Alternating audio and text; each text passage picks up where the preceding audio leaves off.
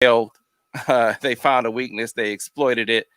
They earned this one. And so giving them all the credit and at the same time focus on, all right, so what now for Michigan? Joining me to talk about that, the MGoBlog crew, starting off first with Mr. Brian Cook. BC, how you doing? Good. I want to point out that I did take the points on last week. Not for any good reasons, but of course, one of your right-hand men. Let me make that clear. One of your right-hand men, Seth Fisher. Seth, how you doing this morning? I'm awake, which is improvement. All right, and look at this. We have a YouTube account for Craig Ross.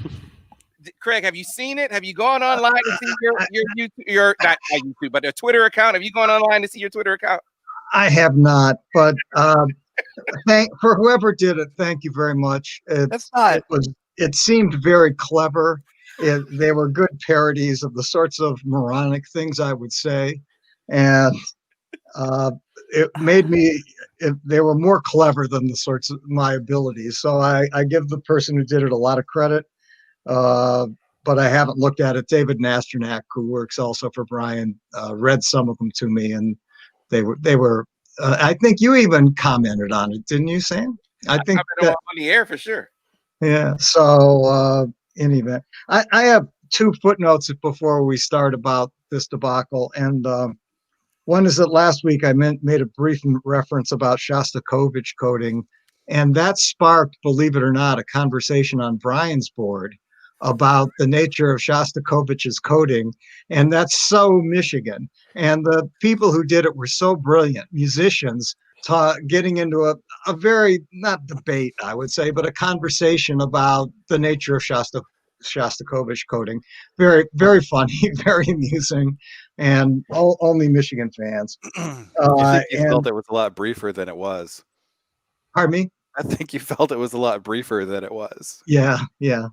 And so in any event, and someone pointed out there that Prokofiev and Stalin actually died on the same day.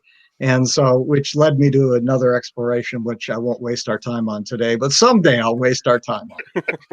And the third thing is John Behe, who I talked about this summer when I was doing this solo, has written a third book, and he sent it to me, and I'll just flash it. It's Coach Yost, Michigan's tradition maker. I started it. It's very interesting. John is actually older than I am by maybe even a decade. And he was a graduate football assistant at Michigan, is also a historian. And I think you can get him at MDem, maybe other places, but it looks quite interesting for those into history and that sort of stuff. Anyway, I'm done with my footnotes. Gotcha. All right. With that, let's move on to talking about the game, and let's just broad brush it first. Just your thoughts on the game, your takeaways, your biggest takeaways from it, and how it affects your outlook moving forward. Starting with you, Brian. Well, I mean, defense was simple, right? Like, not a whole lot to dissect there. 3-5 still isn't much of a rush defense and probably shouldn't be used on standard downs. And then Michigan's cornerback situation is a real problem. And I went back and I looked over the recruiting profiles I do annually for everybody who comes in the recruiting class for the 4 guys other than Jamon Green who were in contention to start. And every one of those recruiting profiles has a note about how the guy ran a 4.6 40, or in Gray's case, a 4.7 or just other comments about how we don't know if this guy's a cornerback because his athleticism isn't necessarily up to par. He might be a safety. So that's most of the cornerback room on a defense that wants to be a press man defense. And that's the explanation on D. That's about it. It's not real complicated. Seth? Yeah, that, and I thought that Michigan did not respect Michigan State. I thought that they took a lot of the quarterback running game out of their offense. A lot of the clever things that worked against Minnesota weren't there, and they were just kind of bashing them away like Wisconsin and thinking they could get away with it. And if you're better than the other team by that much, you can get away with it. But State has a good front. Yeah, right. I wasn't quite as confident as you guys last week about Michigan State, as you might recall. I noticed in the Rutgers game that Rocky Lombardi had made huge strides, which I think Brian had agreed to. Didn't look at all like the same guy I had seen in the past, and that while Michigan State's running game against Rutgers was completely tepid, to say the least, they still sort of shot themselves in the foot, mostly in that game with 7 turnovers, and so you couldn't pull a lot out of the Rutgers Michigan State game, uh, other than Lombardi had improved, and so that made me slightly anxious. Friday night, I melted down when I saw the Minnesota Maryland game. Maryland, who scored 3 points against Northwestern, put up close to 700 yards against the Minnesota defense. And last week I had said, well, I was thinking maybe the Michigan offensive line, the concerns there weren't really warranted. But after the Minnesota Maryland game, I thought, well, we'd just beaten up a tomato can. And Minnesota was as bad a looking a defense as I've seen in a long time. And so I became anxious because it wasn't clear to me that the Michigan offensive line has any juice at all.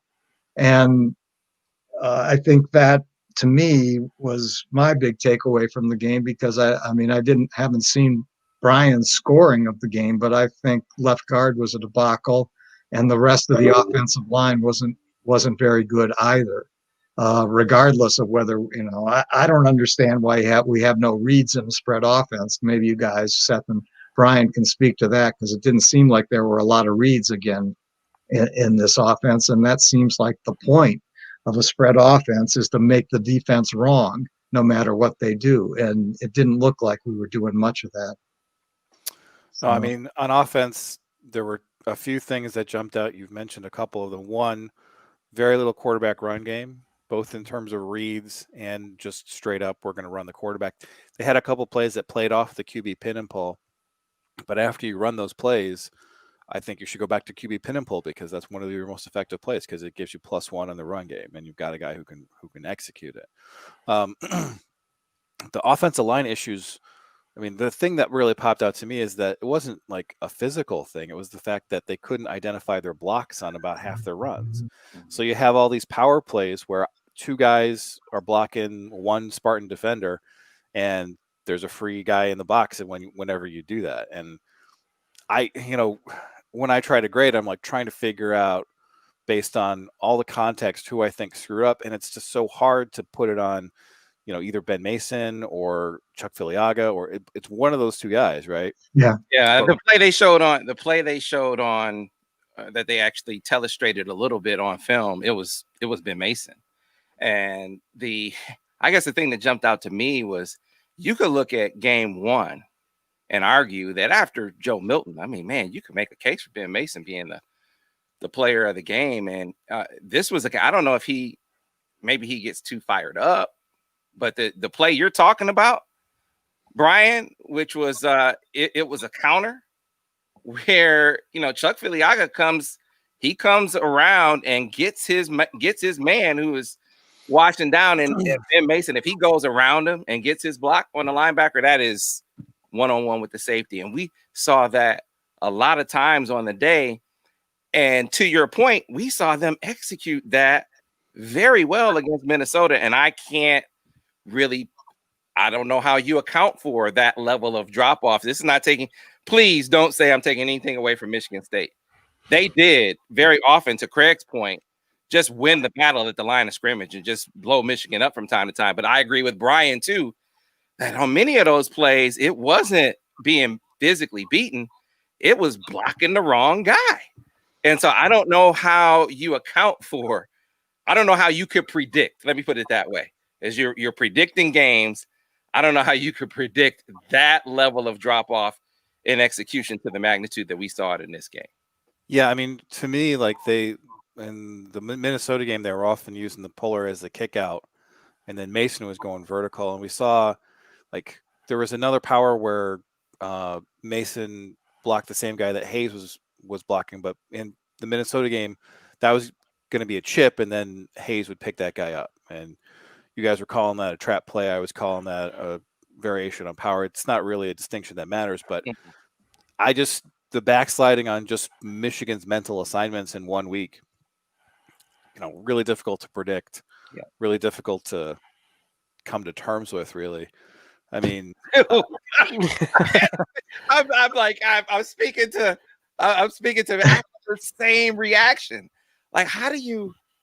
I was asking one of my guys. I said, man, and this is totally joking. It's like, man, did they go out partying the night before? Like, how do you account for this? Because it's so different. Well, it happened in the past game too. So Michigan was letting pretty basic stunts from Michigan State straight through, and then they got rope-a-dope later because you have Stuber looking to his right, expecting the end to plunge down, and he just lets someone else straight through up the gut, and that was a large source of the pressure. Again, it's not a physical thing; it's organization, and we felt like after the Minnesota game that they had it together. They knew what they were doing, and what we found out is that Minnesota is poo, and our offensive line has major issues with organization, which is inevitable, especially in pass protection. But the extent to which that really harmed Michigan's offense just kind of reinforces why was Joe Milton barely involved in the run game.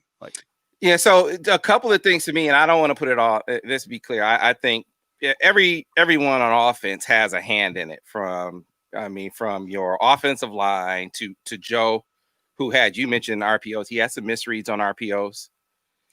He did to your play caller, who took a brunt of it on his shoulders. Josh Gaddis, accepted some of the blame, and then Ben Mason. Again, you can't separate the offensive line, and I think maybe they take some of the punishment, some of the criticism, that if you're being fair about it, you can't assign to them. You got to, granted, he's a captain of the team, but maybe that's more of a reason to sort of highlight it that, on some of those plays, it wasn't the offensive line making the mistake or getting blown up on the blocks. It was really your designated blocker.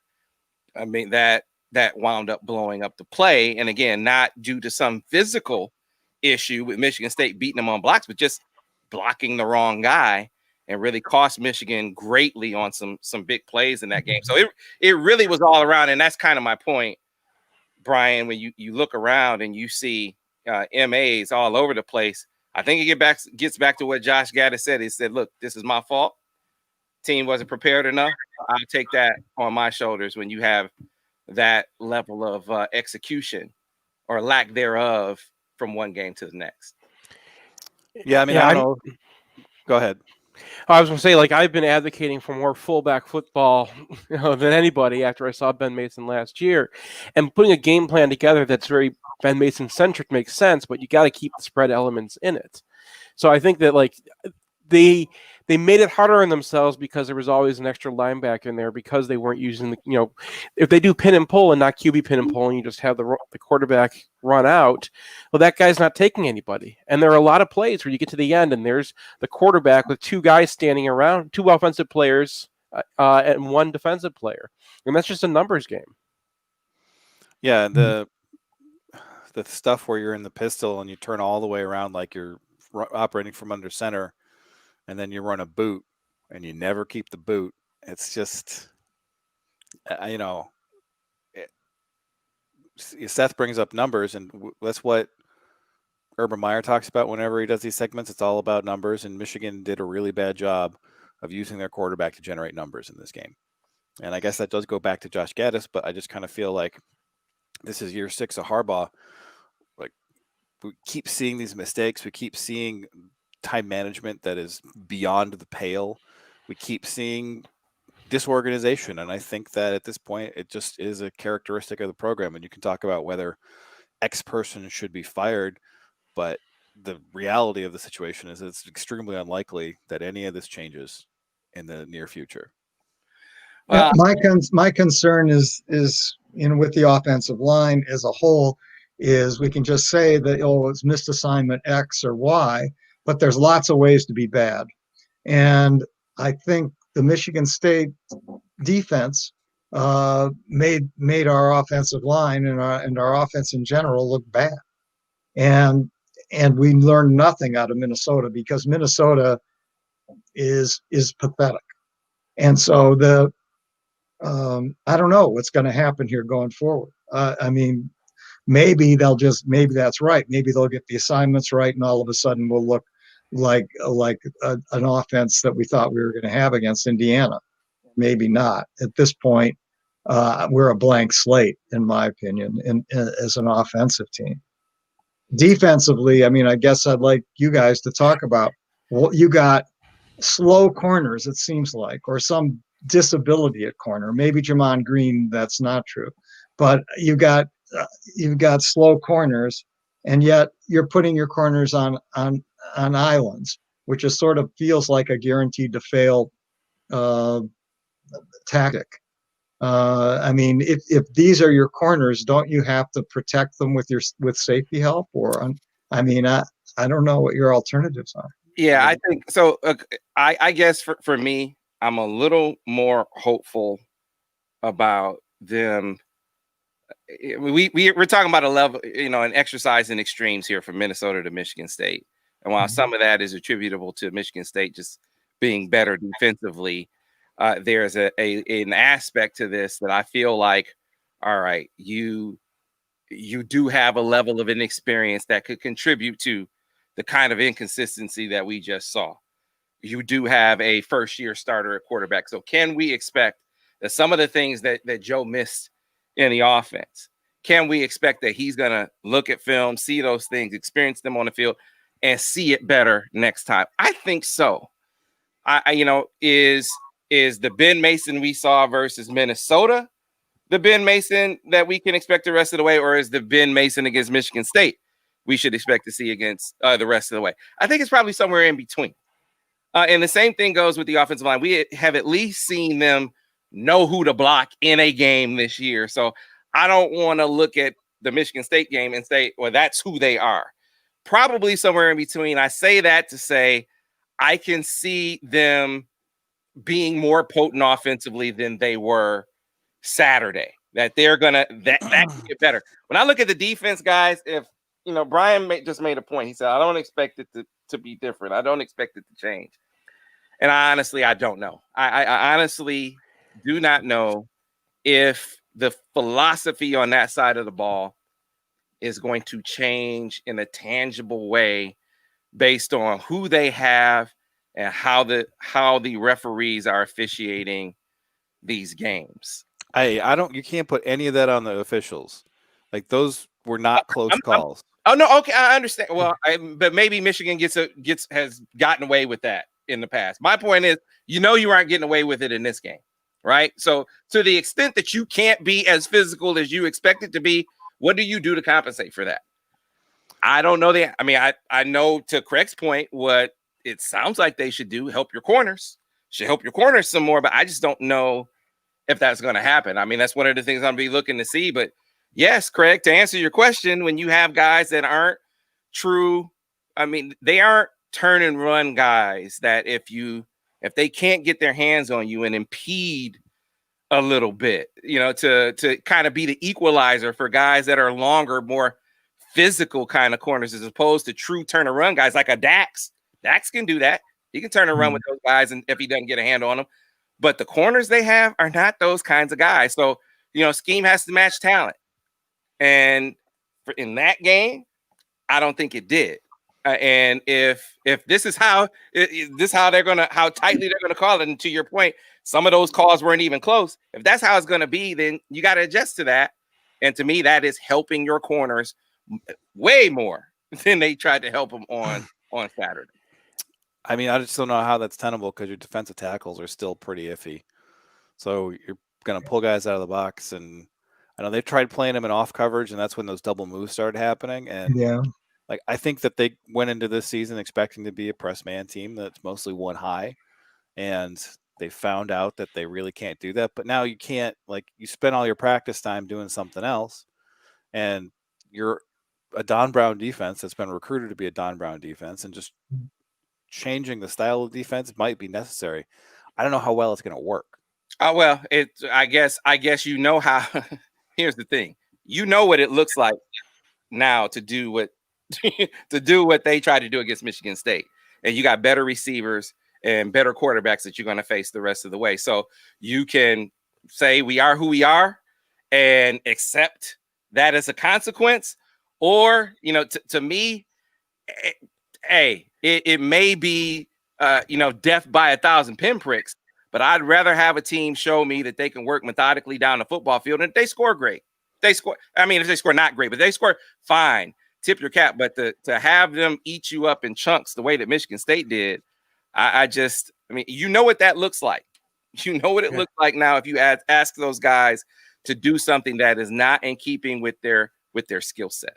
Here's the thing, though. I mean, it was bad, and there's no way to sugarcoat it how bad it looked. But there are also, I mean, you say like we're going to face better quarterbacks. Lombardi was on those, and they made some incredible catches too. Like the touchdown they got out against Jamon Green. I thought that he was in position. He got his hand like in there. Like, how often is the receiver going to come down with that one? There was another one that White made along that he like dove out for that. Again, Michigan was not really keeping up, but it was a good throw and a good catch, and like tip your cap that those plays are going to happen to you.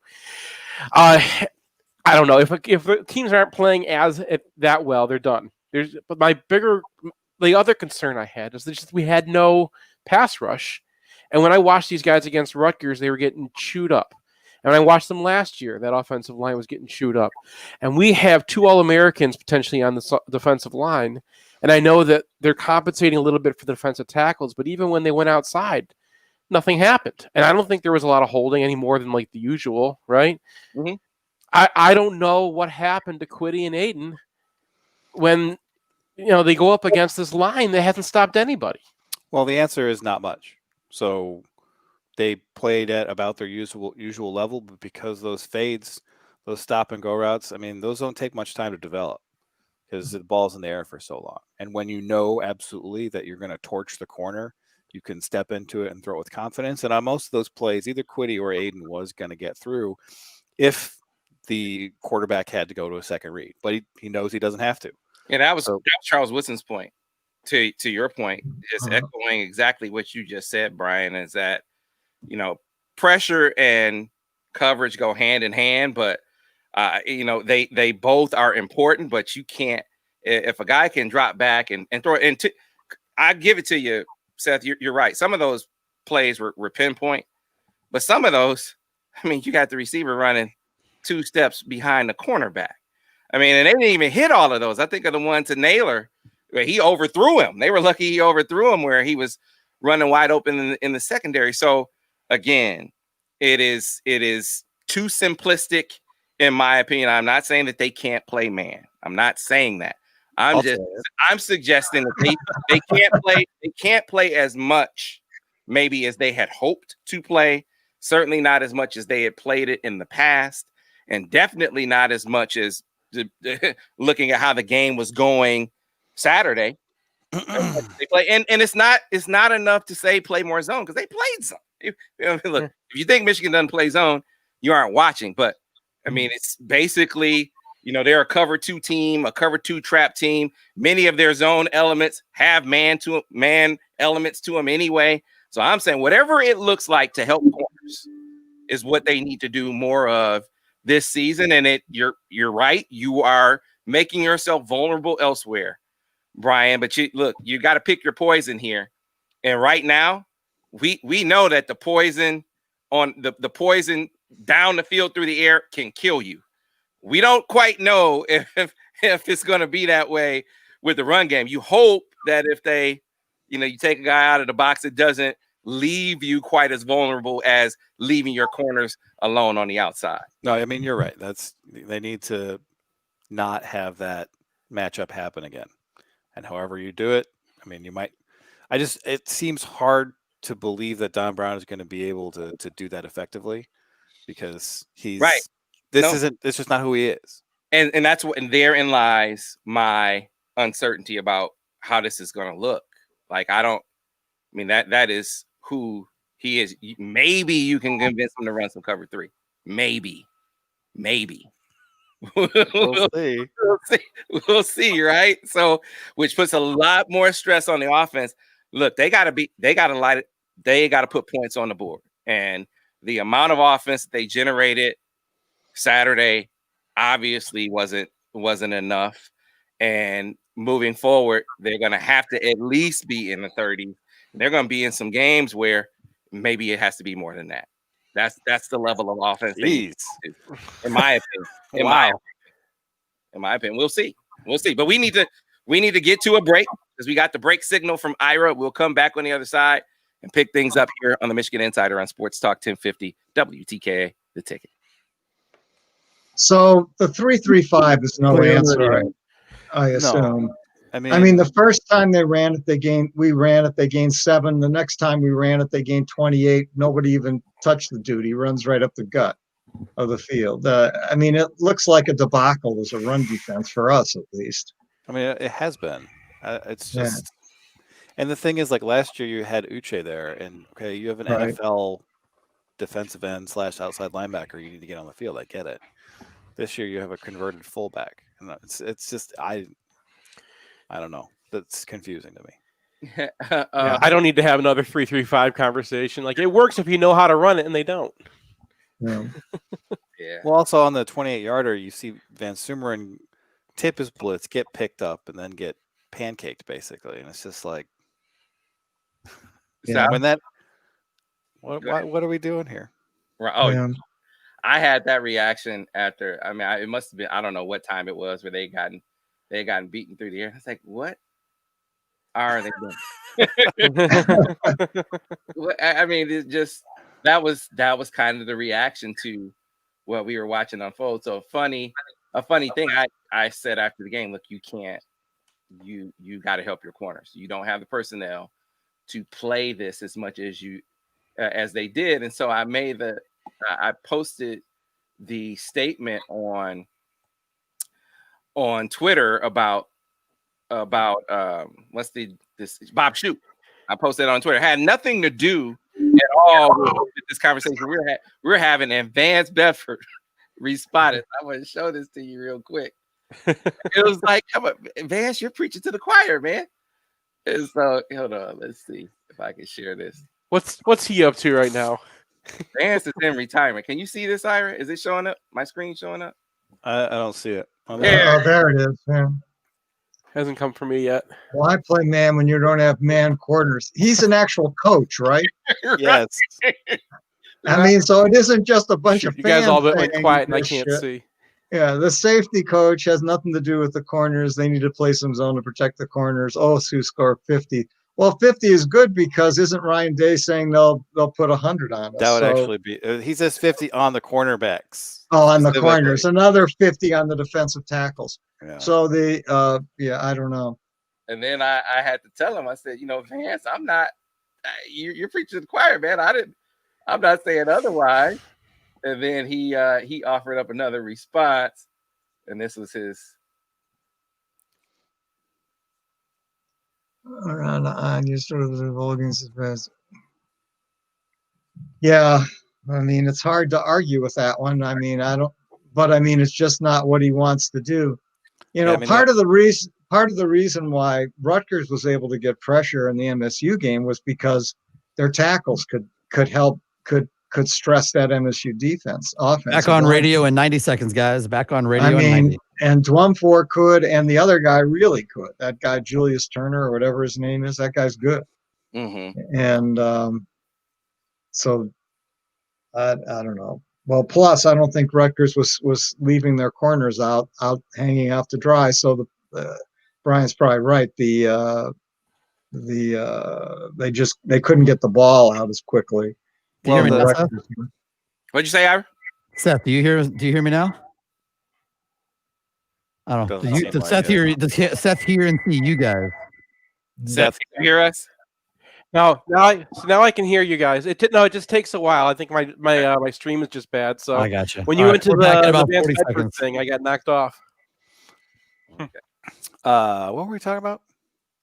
Oh yeah, the other thing is like when you do have these defensive ends, like if you're in a zone, and you're able to confuse the quarterback a little bit, then you actually get, like, if he has to go to a second read and take another beat in the pocket, that is often going to be a good thing for your defense. But if you just show man and run man and your corners can't play, Yeah. I mean, they had a 3-month camp and they couldn't figure this out, is the thing that kind of Baffling.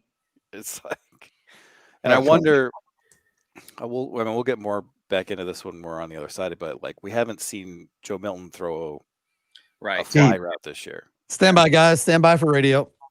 By the way, did you notice that Shelby was the highest graded guy in our defense in Pro Football Focus? He looks 45. okay so far. Like, yeah, he's functional.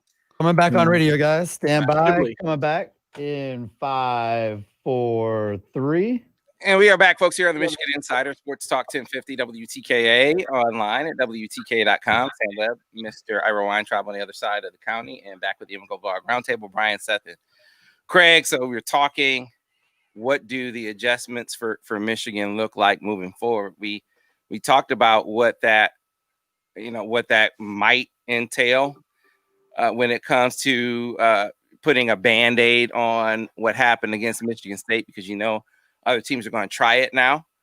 But offensively, even if we take into account that they, a lot of MAs out there, even if they clean that up, get some of those explosives in the run game, what we have yet to see in this offense is anything in the way of explosives in the pass game that are deep shots. And so that is what I'm going to be looking for against Indiana. Do they test them down the football field in with called shot plays in this game and beyond, because that has been a glaring absence over the first 2 weeks, Brian. Yeah, go ahead, Brian.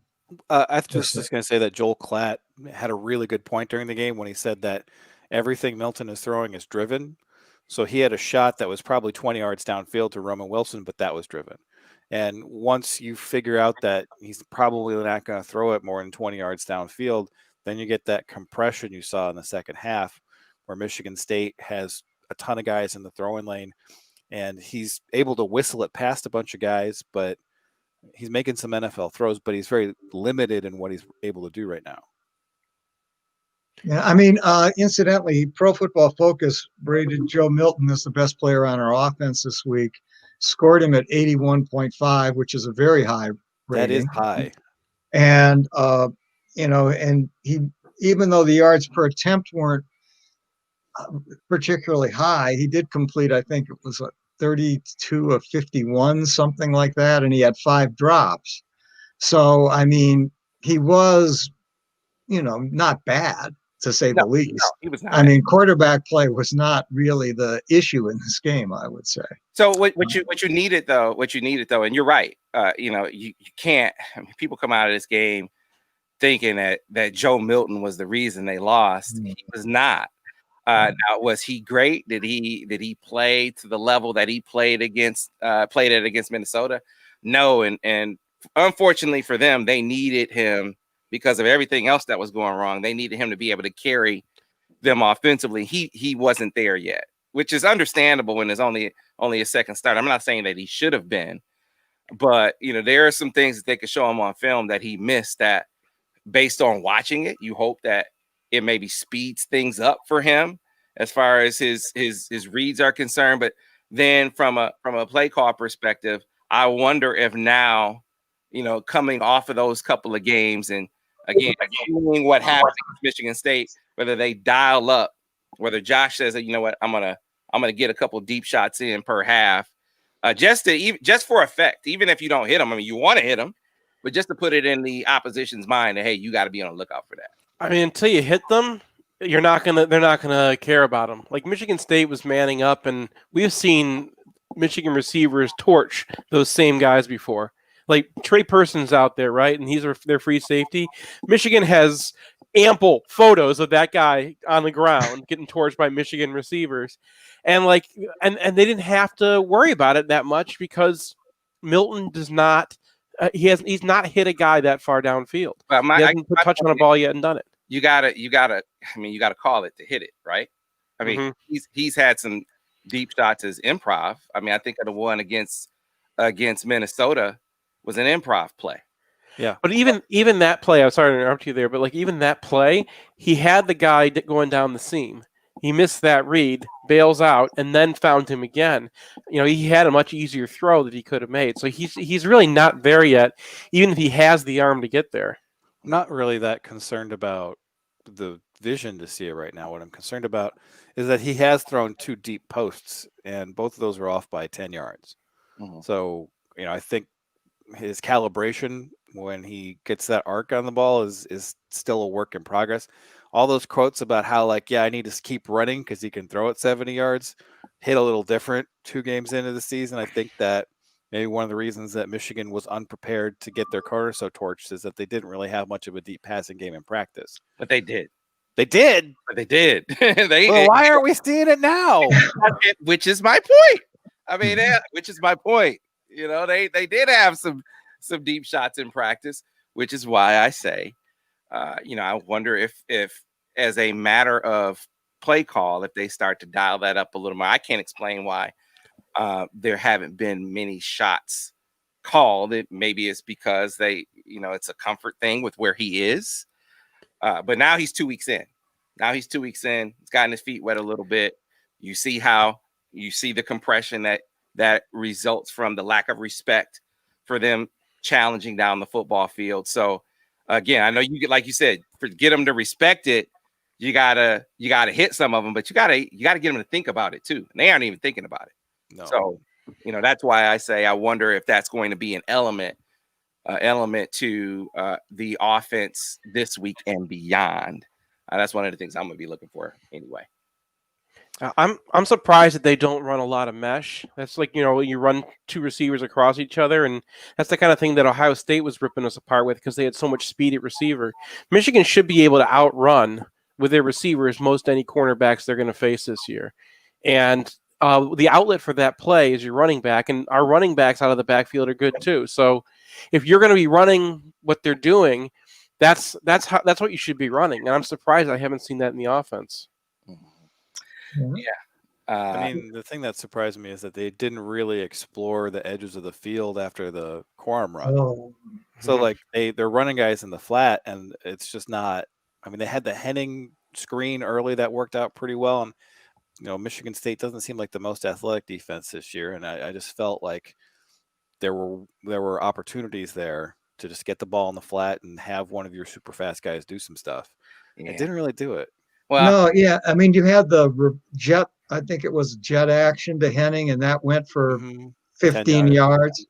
And I think you had 2 plays on the outside with Henning that went. Yeah, I'm very surprised that they seem a bit obsessed about pounding with power when it looked like they could beat State on the edges, but yet really didn't do it. Yeah, so, I saw. I mean, there were a couple of. I see that, and then I see some edge plays that they missed. I mean, there was one play where, Joe ran into a sack, and Joe Klatt said, "Hey, that was great coverage by Michigan." Oh, yeah. I remember that one. Talking about great coverage by Michigan State. There's Roman Wilson wide open in the flat. Yeah, he's gonna run for 20 yards if you hit that. That's definitely a perimeter play.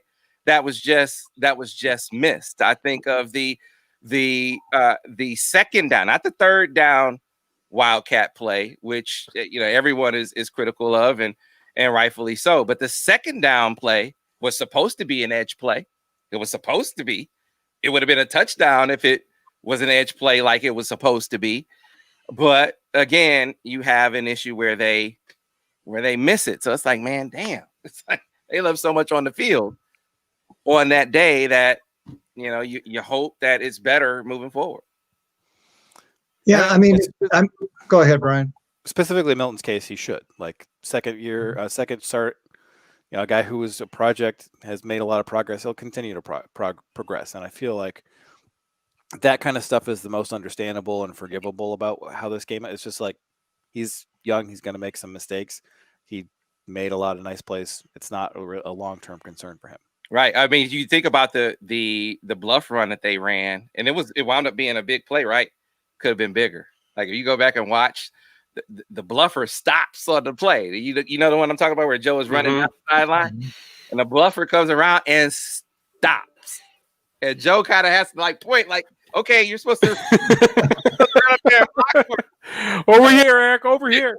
Joe might still be running if he wound up getting like 15 yards, but he would have gotten 50, I think, if the bluffer keeps running. So there were, I guess I come away from this game seeing so much of that, saying, all right, don't get carried away with thinking the sky is falling often. It was a really, really, really bad performance by the offense, and when it comes to MAs as a whole, right? So it's not.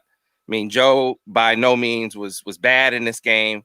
I agree that Joe was their best offensive player in the game, but the offense as a whole can be way better than they were, and I believe that they're somewhere in between Michigan State and Minnesota, and that can be good enough. That can be good enough to get you in the 30s. Now, can they get to the level of consistency where they can repeat the kinds of performances execution-wise like we saw against Minnesota? How quickly can they do that? I don't know, because frankly, I came away from this Michigan State game saying that's how I expected them to look in week one. I expected this level of issue in week one, but because they came out so locked in week one, I'm thinking, well, wow, okay, they're ahead of schedule. Come to find out they weren't really, that there's still some things that they're going to have to rep themselves through in order to find the kind of consistency that they need to be a potent offense.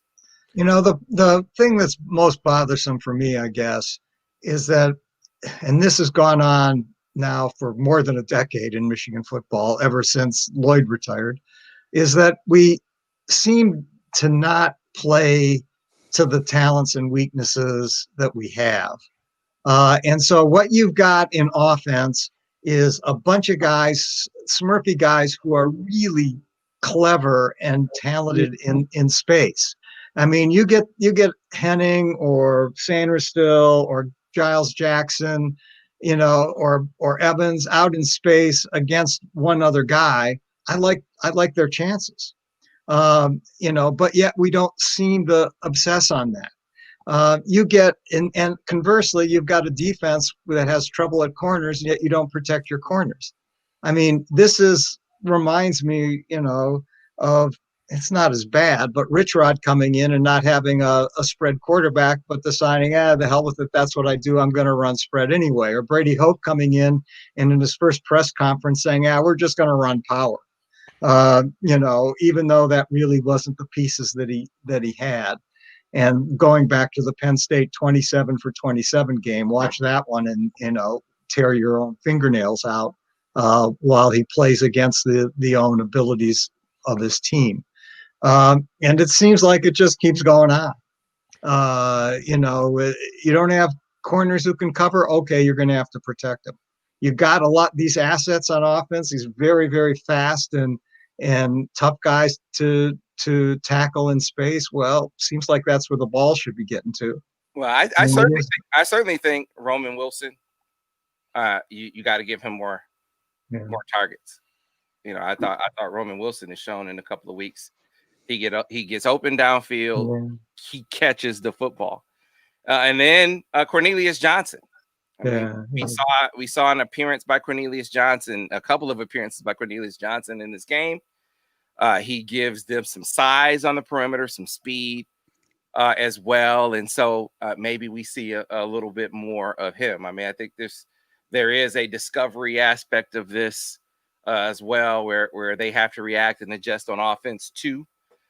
And so, you know, I'm talking about going downfield. Maybe those are the guys that you go downfield to, or at least attempt to in this game. Because frankly, guys, I think they're going to have to. I mean, Brian said, wow, I think they're going to have to score a lot. I think I have to put a lot of points on the board this week, starting this week, because I think Indiana and the skill talent that they have, you know, how good they have to be feeling coming into this game. Looking at the film from the last game, while certainly people have accurately pointed out there were some technique issues that the corners had. But in fairness to them, I think that they were being asked often to perform things that aren't necessarily to their strength.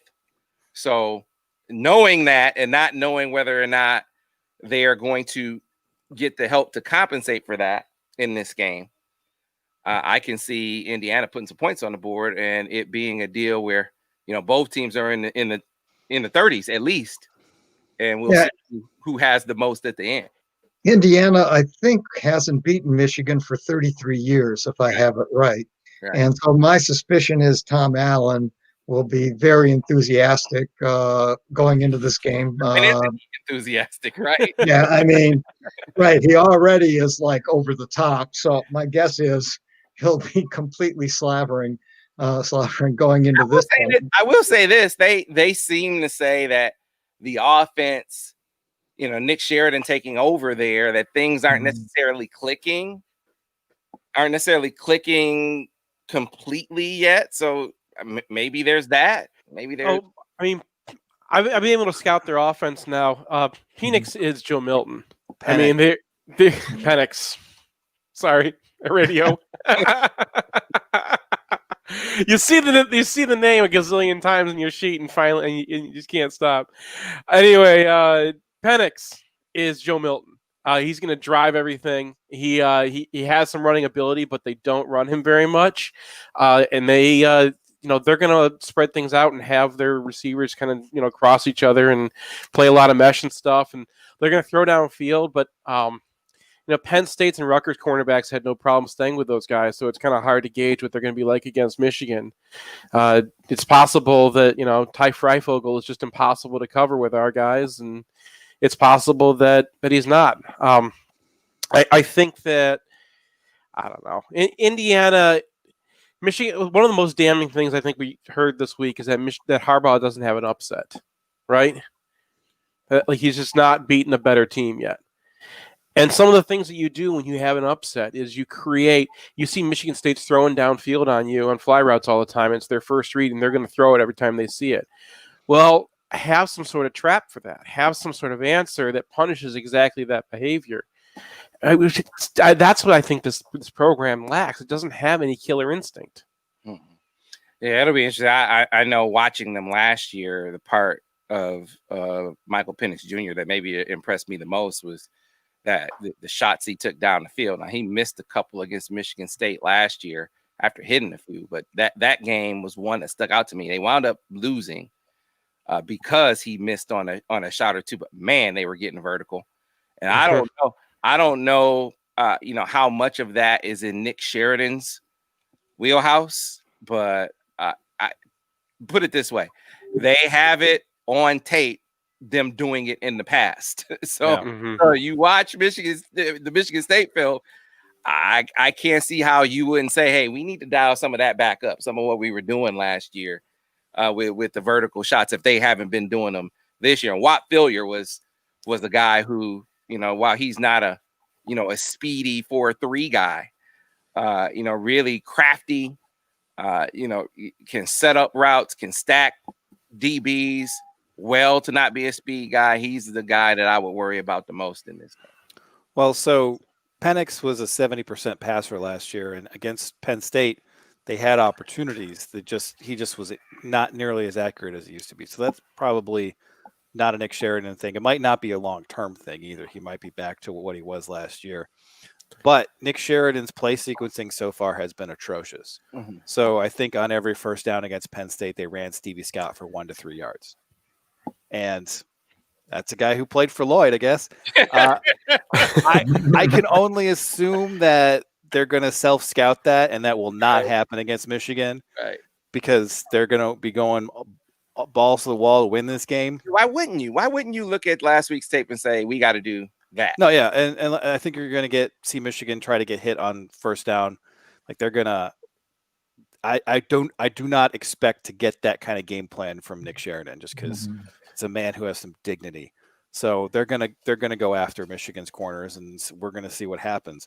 I predict Andre Selden gets on the field this year. That's what I predict. Yeah, it'll be interesting.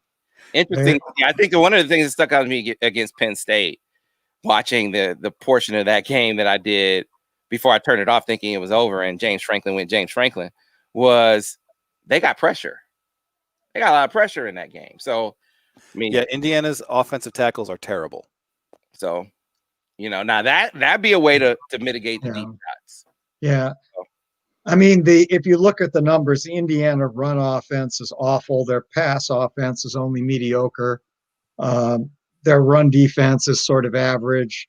The one place where they do seem to stand out is on pass defense so far this year, in those first two games. But otherwise, this Michigan winning would not be an upset. I think Michigan might be a 3 or 4 point favorite in this game so no one's going to perceive it as an upset. If Michigan does lose, you're going to hear 33 years and more of the people coming out of the woodwork unhappy with Jim Harbaugh, I suspect. All right, winner score real quick. Start with you, Brian. Michigan 13-12. Wow. Seth? Michigan 33-30. It's an Indiana game. It always happens. All right, Craig? I have it something like 31-24 Michigan. Okay. All right. So defense really clamps down, as far as I'm concerned. That would be what that means to me. Clamps down. That's clamping down. All right. That'll do it for this show today. Do it for the MGoBlog Roundtable. Thanks for listening to the Michigan Insider on Sports Talk 1050 WTK, the ticket, the official voice of University of Michigan Sports Ann Arbor, a Cumulus station. On the radio. Yeah. All right. I don't know why I'm having extra problems this week, but every time Ira came on, I would not be able to hear anything. Or like when Sam, you put on the Twitter thing. I want to say bye to the stream and the video.